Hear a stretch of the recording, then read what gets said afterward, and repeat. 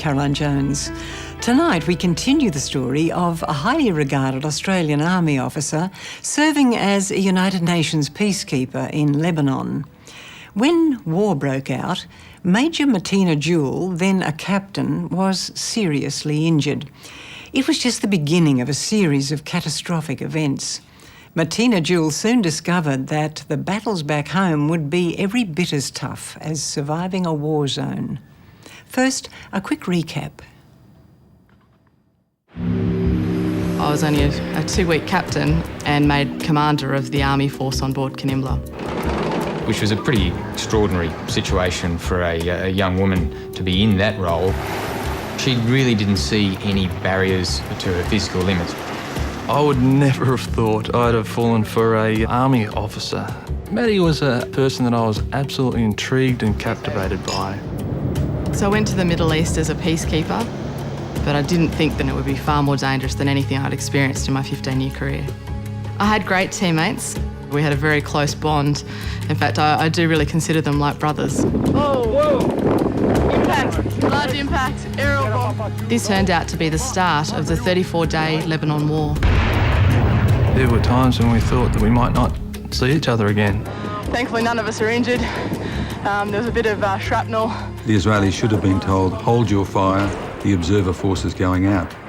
Any reasonable person could well have concluded that the UN were putting lives at risk. We had a couple of lucky escapes during the transit yesterday, with the IDF dropping aerial bombs on us twice. And we're heading to Syria as fast as we possibly can. And we were actually on a road that was going to be targeted. And my driver had to hit the brakes hard.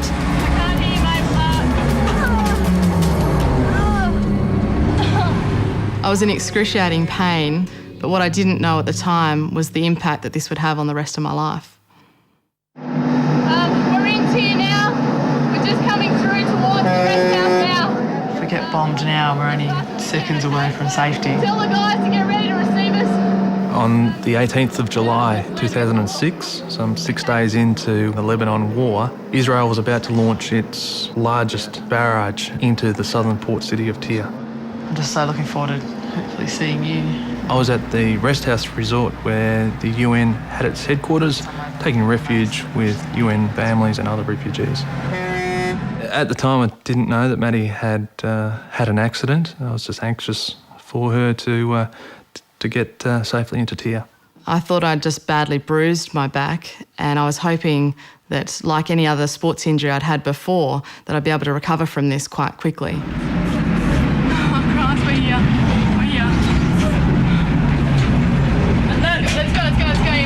It was certainly a sense of relief when I first saw the rest house. I was relieved to see Clint, but my priority at the time was to immediately debrief the UN headquarters on all the road conditions that I'd experienced on that 2-day transit from Qiyam to Tyre. I was particularly anxious about my teammates who were left at Patrol Base Qiyam and getting them to safety. Wolf, Du, Big Mac and Hans Peter, who'd just replaced me.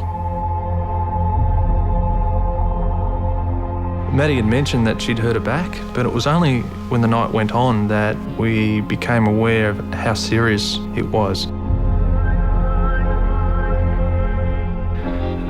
She was starting to get pain, and acute pain in her back, numbness and tingling down her back and through her arms and legs, quite incapacitated, not able to walk by herself. She needed assistance. By the next morning, I was in excruciating pain. Later that day, I was seen by a UN doctor, and all she was able to do was give me some pethidine for the pain, and she suspected that I had sustained a spinal injury. Because the 2 closest Lebanese hospitals had been targeted by Israeli bombing, the UN couldn't take me there, and also the United Nations helicopter pilots refused to fly due to the danger of the ongoing war. So I was forced to spend 2 days lying flat on my back on a tiled floor whilst the UN coordinated a new medical evacuation plan. What there should have been was a doctor and a medical team waiting for her, and a well-rehearsed medical evacuation system in place. Matina's situation is a testament to the inadequacy of the UN at the time. The UN was struggling with the crisis. They weren't able to cope. Eventually, an evacuation to Cyprus was organised on a cruise ship brought in by the Australian Embassy. So we had to get Maddie from stretcher onto a small transfer boat, then onto the cruise ship for a 20-hour jaunt from Lebanon across to Cyprus. Getting on the cruise ship was such a relief. You know, Maddie received pain relief in the way of morphine for the first time, and it was one of the feeling. It was just we sort of felt, we made it. So this is the 20th of July. We're managed to get on the boat leaving Tyre.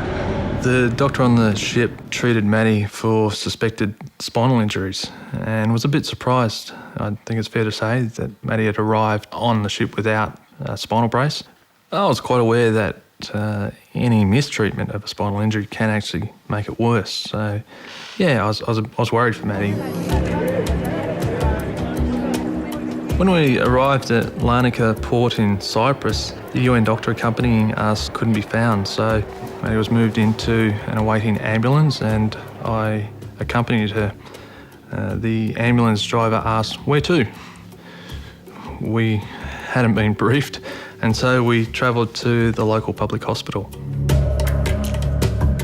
And it ended up that I spent about 3 hours in emergency without medical care, and by this stage, my condition was deteriorating rapidly. I was actually sort of thrashing around. I was losing my vision and my speech as my muscles had all gone into spasm.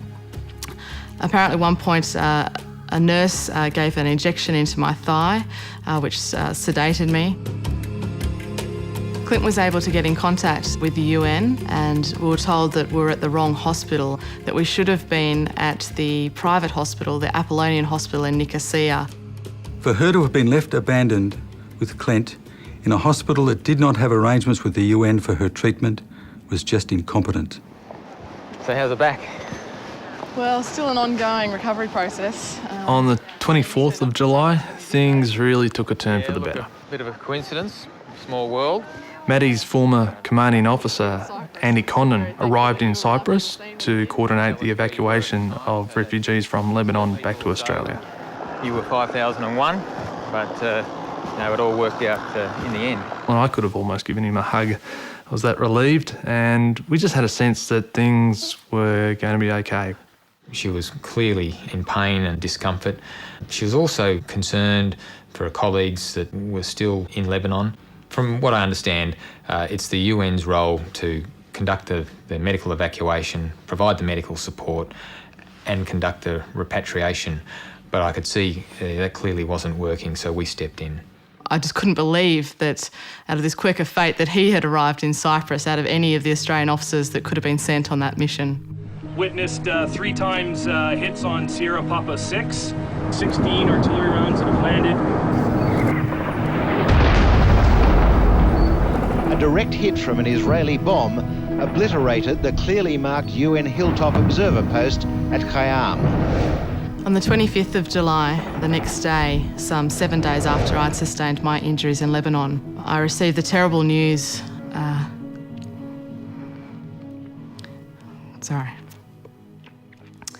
That the patrol base had sustained a direct hit from an Israeli fighter jet.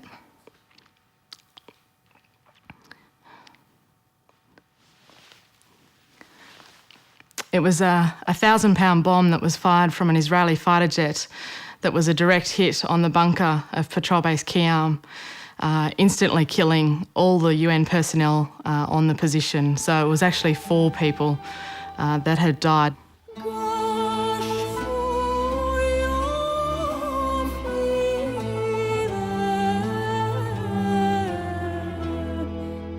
Wolf from Canada, Do from China, Big Mac from Finland, and the Austrian who'd replaced me on the position a few days earlier, Hans-Peter Lang.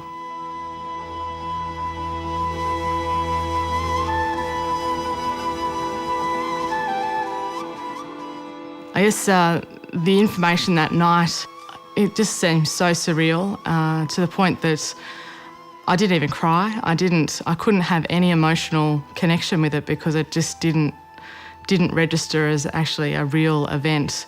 I could still picture the faces of my teammates, and I couldn't imagine that they were now gone.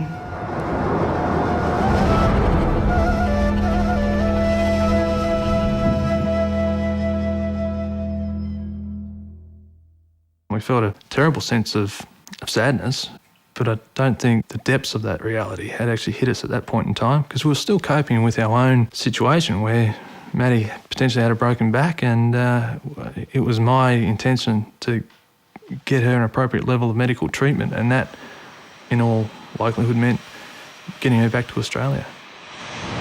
Here we are at the very back of the plane on Qantas 747, and here's Maddie. It wasn't until the end of July that my evacuation to Australia was organised, and I was just thankful to be finally heading in the right direction home to get some medical attention. I finally arrived back in Australia in Sydney on the 1st of August, 14 days after being injured. The following day I had an MRI scan that revealed the full extent of my injuries. And there was 2 wedged vertebrae, which is where the vertebrae is crushed on one side. 3 other vertebrae were fractured, and there was also associated nerve damage. And in your lower back? Yeah, lower back, mainly on the right side, so on my right hip, and I'm getting this pain goes all the way down my leg. Well, I think it's very unfortunate for a young woman of 34 to have multiple fractures in her spine. That's not normal there. Well, surgery is not possible for these fractures, and those injuries are permanent, and she's not expected to improve with time. These fractures are crush fractures, and it's not like a bone where you can put it back together and it will mend. The actual structure of the bone has been crushed, and it's not possible for that to repair.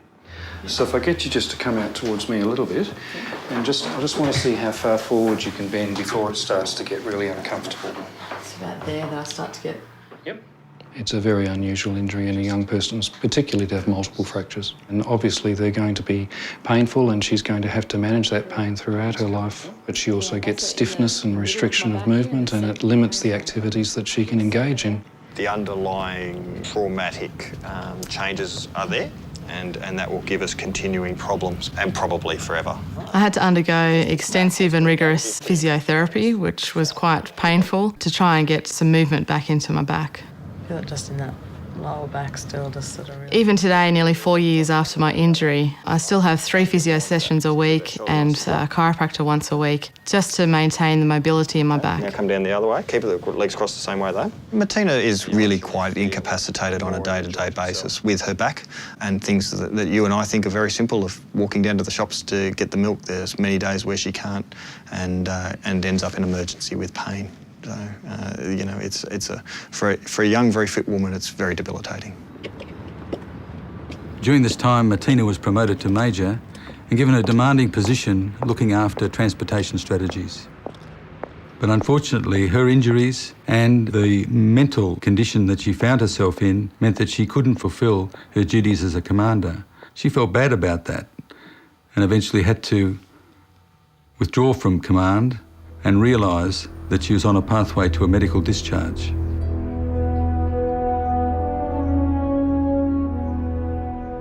I'd lost my career, I'd lost my physical abilities, and I was also suffering from losing my teammates that were like brothers to me in Lebanon. As a result, there was so much to deal with, and really I felt like my entire life had been turned upside down. I just felt like I was fighting things on every front. With the pain that I was experiencing, I found it very difficult to sleep.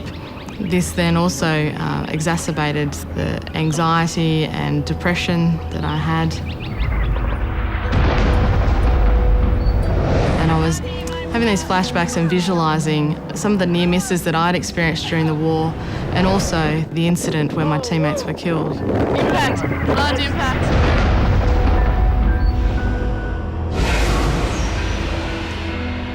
From being a fairly confident person, I was now quite jumpy, and in public this created some quite embarrassing situations.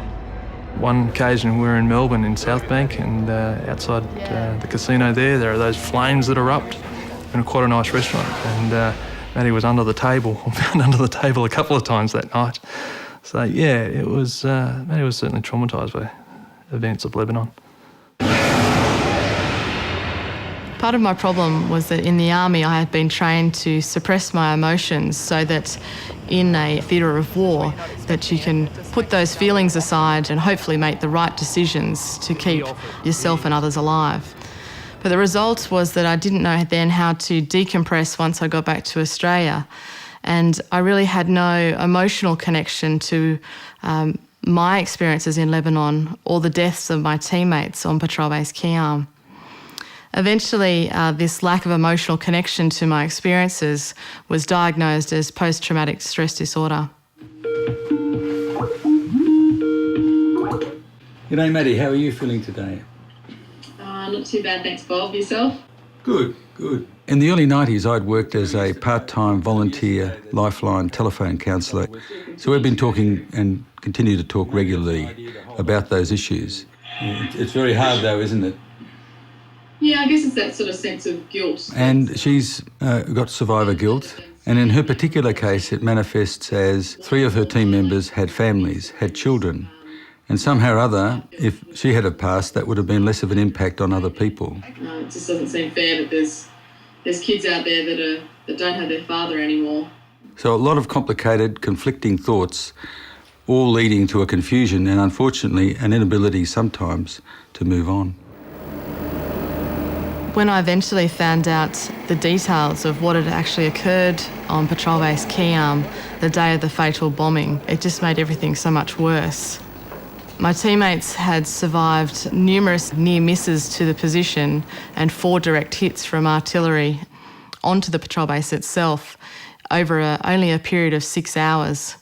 And during that 6 hours, 10 times the United Nations contacted Israel to inform that they're hitting the patrol base, endangering the lives of the unarmed peacekeepers. The Israelis continued to bomb. In the evening, the peacekeepers at Patrol Base Kiam said they wanted out. 30 minutes later, the UN agreed that they should be evacuated, but it would not be an evacuation until the next morning. About half an hour after that, communications were lost with the patrol base and it had been taken out. And you can imagine the anguish of the soldiers and the men and women, unarmed military observers who were down there in the service of peace. We totally and unequivocally reject any charge that this was a deliberate act against a UN position. Israel has said that this was simply a tactical error and that it was an accident hitting that position. I couldn't comprehend how it could possibly have been an accident when Israel hit Patrol Base Kiam with a precision 1,000-pound aerial bomb. These are very accurate laser-guided weapon systems that had destroyed the position, killing the 4 peacekeepers. It's reasonable to conclude that the use of that type of bomb, a precision-guided bomb, onto a well-known location like Patrol Base Kiam, as well as continued bombing subsequently when a rescue team from the UN came to find what had happened, suggests that the UN and Israel had either stopped communicating or someone was ignoring someone.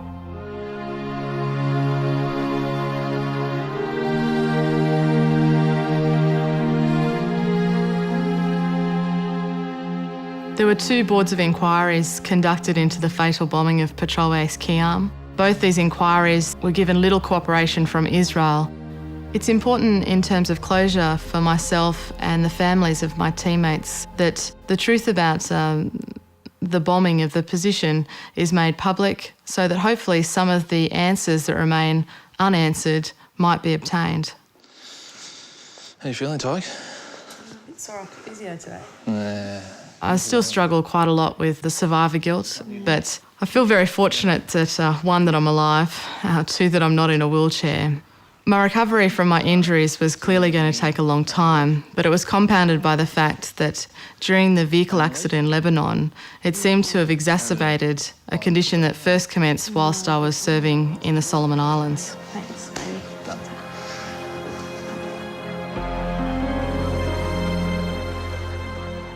The job was pretty tough going physically. I became ill with an unknown or an undiagnosed illness. Maddie would suffer the most horrific episodes of pain. The worst pain you've ever seen anyone in, where she would crumple to the floor in agony, doubled over and unable to breathe. The pain would be so strong it would actually induce vomiting, and as she was sick, so it would spiral and get worse and worse. There you go.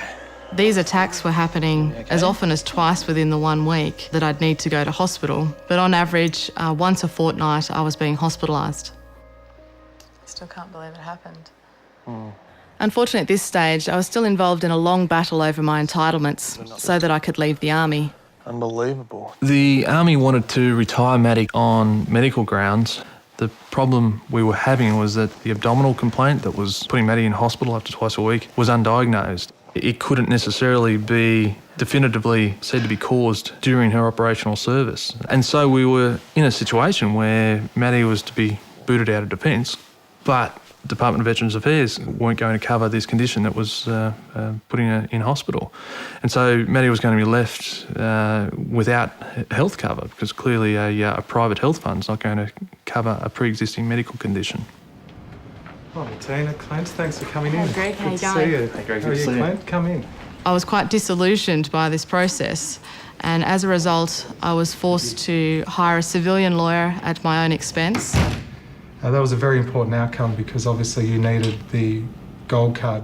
My mystery illness was finally diagnosed as a diaphragm rupture, and I did eventually get cover under the Department of Veterans Affairs for my health. They talk about the fact that you were unarmed and not authorised to use force to achieve your objectives. The 4th of May in 2009, I was medically discharged from the Army.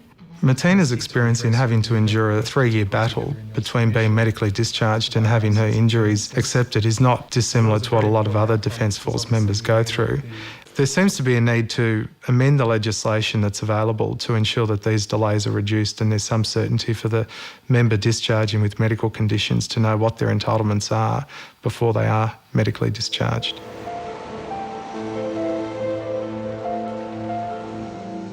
After my discharge from the Army, Clint and I decided to travel to visit the graves and the families of my teammates. It was something that I just felt that we needed to do, and I really wanted to pay my respects.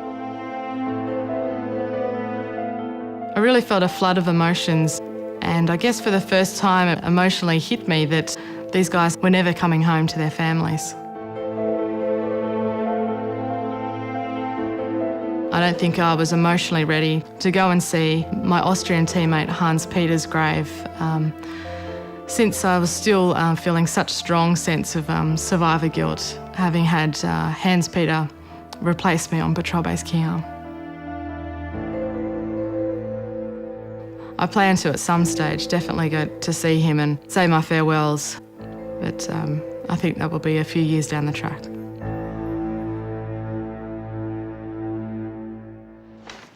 For Matina, it became evident that this was a story that nobody wanted told. Is this the one you wanted? It was an inconvenient truth, and that made her feel that both she and her colleagues who had made the ultimate sacrifice had been brushed aside. And she felt entitled to have her service in Lebanon, and certainly at the time that she was injured, recognised as war service, with the appropriate medal and benefits, not simply as an observer role. Republic of Lebanon Wounded in Combat decoration, so, yeah. So they called it war? Yeah. Complicating her distress at this time was that the Lebanese government had awarded her 2 medals, one for the bravery that she had displayed and the other for being wounded on a battlefield. But the Australian government refused to recognise these medals. In April this year, the Department of Prime Minister and Cabinet rejected a recommendation from the Department of Defence for Matina's service to be recognised as under warlike conditions, noting that the Department of Veterans Affairs had also opposed recognition. Earlier this month, the government was alerted to the planned broadcast of this television program about Matina's story, and new material was added to support Matina's case. These issues have now been resolved. Matina has her recognition and her medal. I'm hoping that by telling my story that we can fix these processes so that soldiers in the future won't have to endure what I've been through. Do you want to go to those medals now? Yeah, if we can do them now, that'd be great. I think I would have been very difficult to live with over that 3-year period. I just felt that I was no longer the woman that Clint had fallen in love with. But I feared if he should leave me, and I wouldn't have blamed him if he did, that I would have definitely hit absolute rock bottom, and I don't know if I could have recovered from that point. So your grandfather was a very brave man. For me, there was never any doubt. And in November 2008, we got married. I'm now at a stage where I'm feeling positive about my future, focusing on the fact that it could have been a lot worse than the situation I'm in. So I've now started a new civilian life. Good boy, Kiam. Looking back, I feel very proud of my 15-year service in the Australian Army, and if I had my time again, I would do it all again. Kiam's a great cat. I gained a great many skills in the Defence Force, On his chin. a Bachelor of Science and also a Master's degree in Project Management.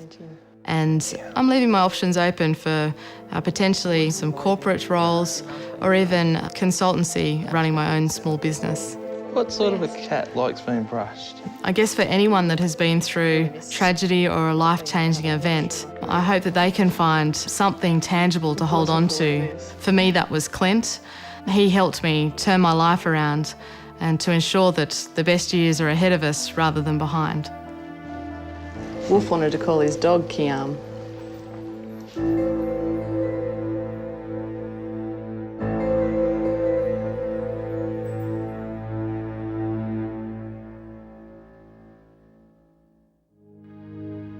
These mist-covered mountains are a home now for me, but my home is the lowlands, and always will be. Someday you'll return to your valleys and your farms, and you'll know